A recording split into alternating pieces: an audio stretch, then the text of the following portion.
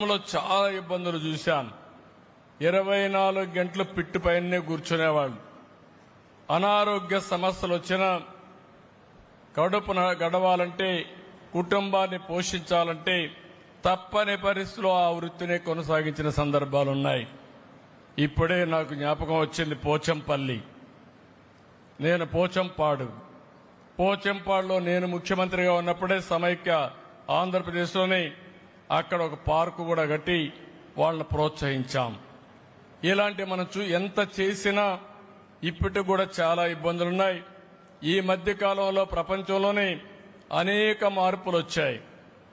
మొత్తం ఇప్పుడు మళ్లీ ఒకప్పుడు అందరూ కూడా ఏవైతే ఇండస్ట్రియల్ కాటన్కి పోయినప్పుడు ఇప్పుడు మళ్లీ నేచురల్ కలర్స్ రావాలని, కద్దరే వాడాలని, చేనేత కట్టుకోవాలని కొత్త ఆలోచన వచ్చింది.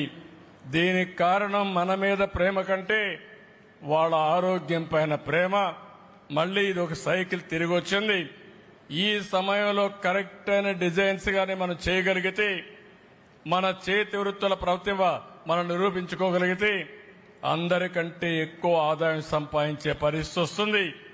అందుకే ఈ చేనేత పరిశ్రమకి చేయూతనిచ్చే బాధ్యత ఈ ప్రభుత్వాన్ని చెప్పి మరొక్కసారి మీ అందరికీ హామీ ఇస్తున్నా. మనం ఆ రోజు తీసుకున్న నిర్ణయాల వల్ల ఈరోజు మీరు చూస్తే 50 ఏళ్లకే పింఛన్ ఇస్తున్నాం. 92,724 మందికి 445 కోట్ల రూపాయలతో 4,000 రూపాయల పింఛన్ ఇస్తున్నాం. ఆ విషయం వీళ్ళు గుర్తుపెట్టుకోవాల్సిన అవసరం ఉంది. ఇంకో పక్కన చేనేత పరిశ్రమ 64 క్లస్టర్స్ ఉన్నాయి. ఇంకా కొంతమంది ఈ పరిశ్రమ పైన ఆధారపడ్డారు. ఒక సమగ్రమైన విధానం తీసుకొస్తాం. స్కిల్ డిజైన్ నేర్పిస్తాం. ఇంకో పక్క అవసరమైతే ఎక్కడికక్కడ లేటెస్ట్ టెక్నిక్స్ కూడా నేర్పిస్తాం. ఇవన్నీ నేర్పించి వాళ్ళ సమస్యలు పరిష్కారం చేసి వాళ్ళ ఆదాయాన్ని పెంచే మార్గాన్ని ఏం చేయగలుగుతామో అవి తీసుకురావడానికి ఒక సమగ్ర విధానం తీసుకొస్తామని చెప్పి కూడా నేను మీకు తెలియజేస్తున్నా.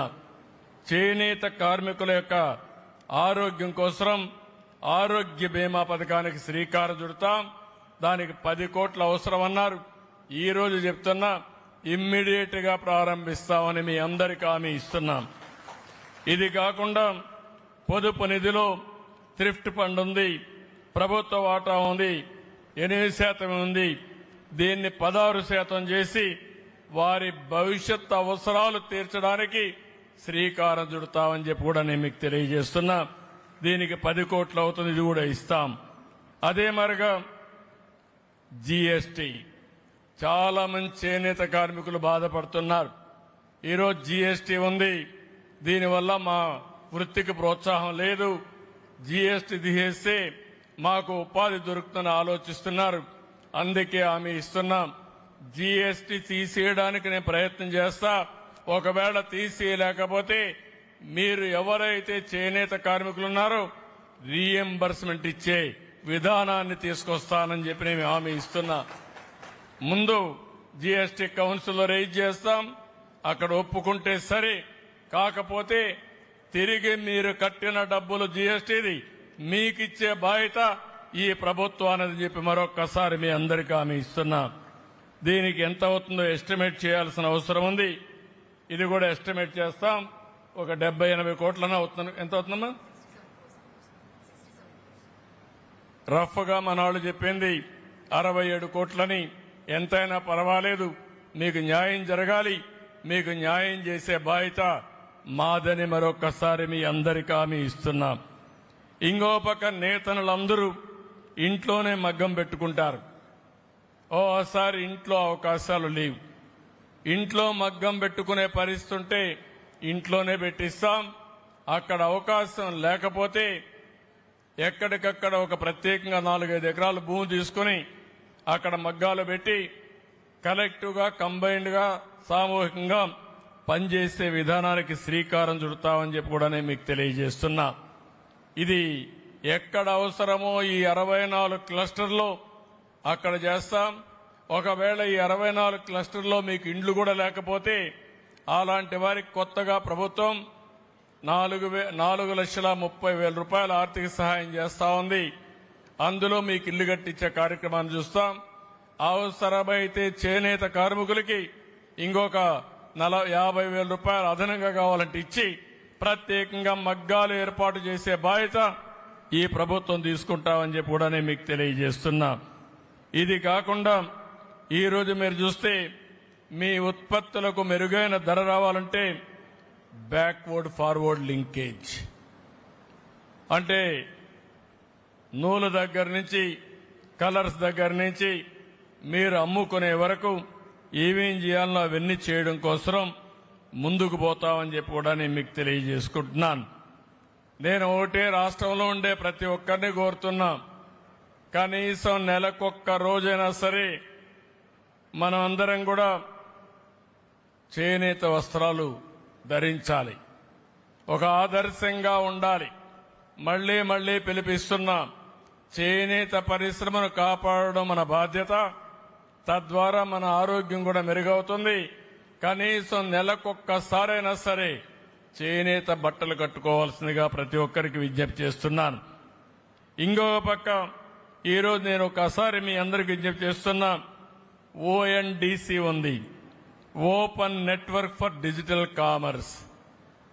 చేనేత కార్మికులు మీరు చేసే వస్త్రాలన్నీ మీరు నేరుగా వినియోగదారుడికి అమ్మే అవకాశం వస్తుంది. ఈరోజు నేను వచ్చి చూశాను, నేను 2 చీరలు కొన్నాను.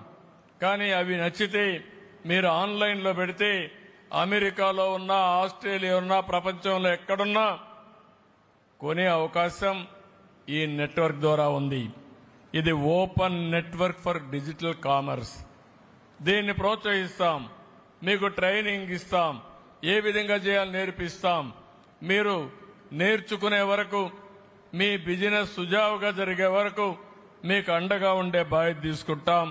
దీంతో కూడా ముందుకు పోతామని చెప్పి కూడా నేను మీకు తెలియజేస్తున్నా. ఇంకో పక్క చేనేత సహకార సంఘాల పాలక మండలి గడువంతా ముగుస్తా ఉంది. నేను ఒకటే మీ అందరినీ కోరుతున్నా, ఈ వ్యవస్థ బలపడాలంటే, నిలదొక్కోవాలంటే మీలో కూడా చైతన్యం రావాలి. కొంతమంది నాయకులు ఉంటారు, ఆ నాయకులు చెప్పారు కాబట్టి మేము పెడతామని మీరు అనుకుంటే దానివల్ల మీకు నష్టం వస్తుంది. అట్లా కాకుండా మీరు చేయాల్సింది, ఈ పరిశ్రమ నిలదొక్కోవాలంటే సమర్థవంతమైన సభ్యుల్ని, మేనేజ్మెంట్ని మీరు పెట్టుకోవాల్సిన అవసరం. సమర్థవంతమైన వ్యవస్థకు మీరు శ్రీకారం చుట్టాలి. ఎక్కడికక్కడ మంచి సభ్యుల్ని మీరు ఎంపిక చేసుకోవాలి. తద్వారా నేను ఒకటి హామీ ఇస్తున్నా, భవిష్యత్తులో ఈ ఆర్గనైజేషన్ ఇంకా పటిష్టం చేసి ఏ విధంగా ముందుకు తీసుకుపోవాలో తీసుకెళ్తాం. ప్రస్తుతం ఆప్కో సంస్థ అయితే 100 షోరూముల ద్వారా చేనేత వస్త్రాలను మార్కెటింగ్ చేస్తున్నారు.